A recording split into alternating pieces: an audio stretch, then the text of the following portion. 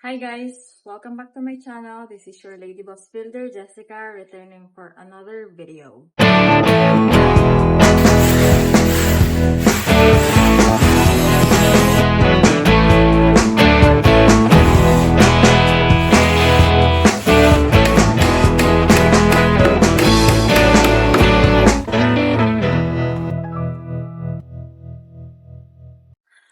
So for today's video, i-share ko sa inyo kung ano yung nangyari doon sa TP Fair, Team Payaman Fair.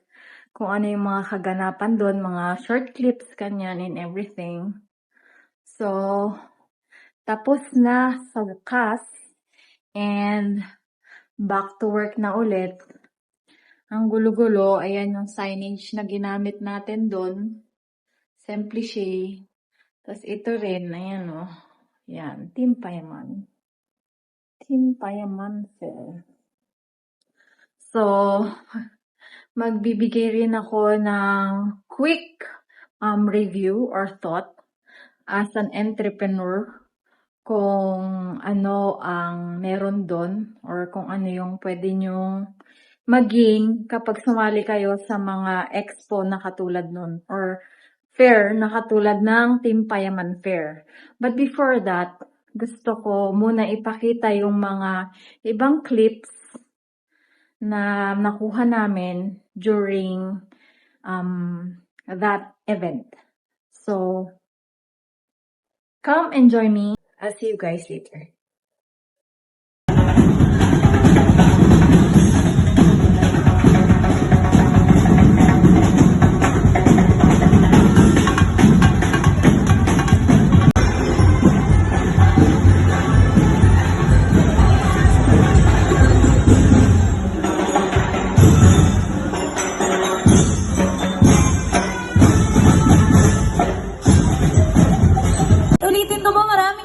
Salamat sa inyong lahat, sa inyong suporta. Hindi po mangyayari ang event na to kung wala kayo. Maraming salamat. Enjoyin lang po natin. Alright,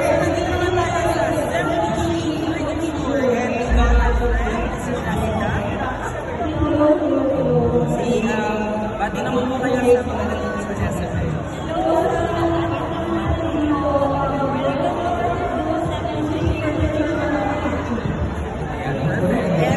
Ano lang po ang business ka? Can you give us overview of what Simplice in particular?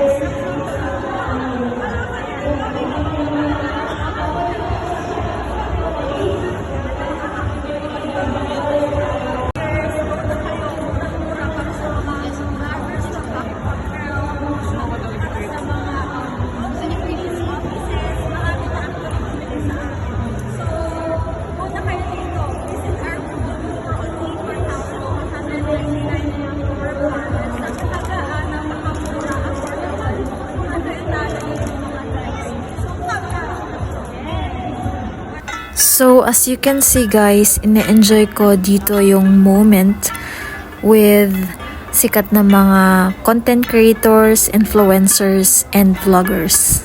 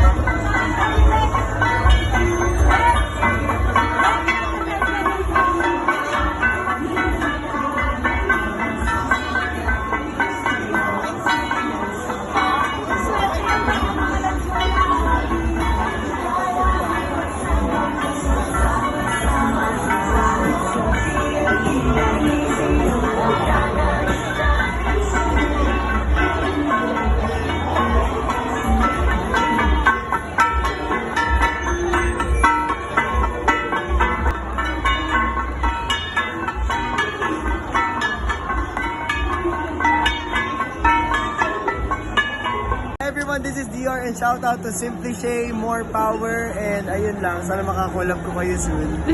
Thank you!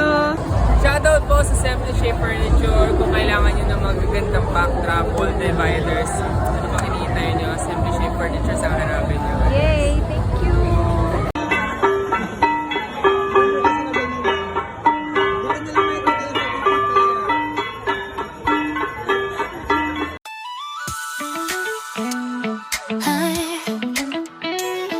붉게 물든 네 밤 하늘 별들이 춤추는 순간 너와 나 손을 잡고 이 밤을 흔들어봐 눈빛이 뜨거워지는 밤 우릴 비추는 달빛 아래 So guys, I'm back. So napanood niyo naman, nakita nyo kung anong kaganapan doon sa Team Payaman. So here's my thought and my honest review. So yon, unang-una, yung pagpasok doon ay hindi mura. Medyo may pagka pricey rin. Pero masasabi ko naman, pagdating sa exposure, sulit. Sulit naman. Kailangan yung, lalo na kapag paumpisa pa lang kayo ng mga katulad natin. Paumpisa pa lang ng mga business, company. So, kailangan natin mag-take ng risk.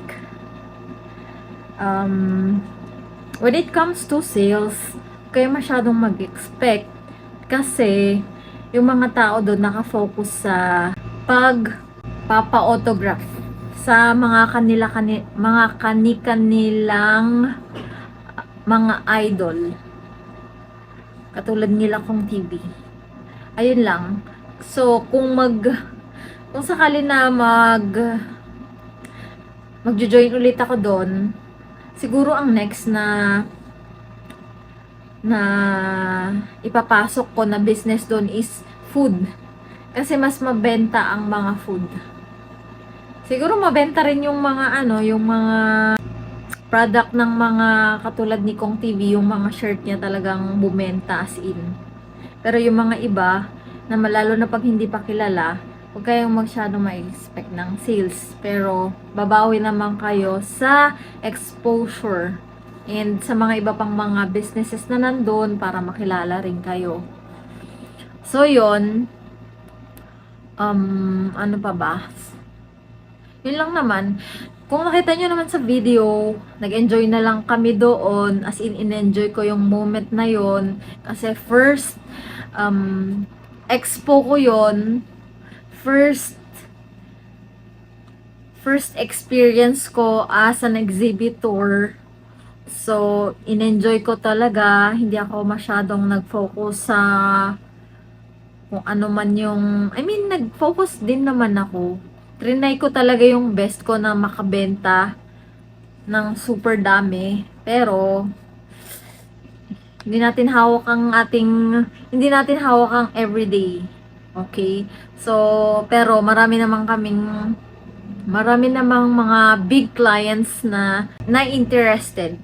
Marami namang big clients na interested doon sa product namin katulad ng Eurotel. So, and more big clients. So, yun lang. Masaya din naman yung mga nangyari doon. Tapos, it's a huge experience for me. So, next, abangan nyo ako. Ako naman lang magpapa-expo doon sa susunod. Abangan nyo yan ha, guys. And, hindi lang yun ang goal ko. Marami pa. Isa doon is ang pagiging developer. So, abangan nyo yung aking mga projects. So, I'll see you guys again on my next video. So, ingat kayo. Bye-bye.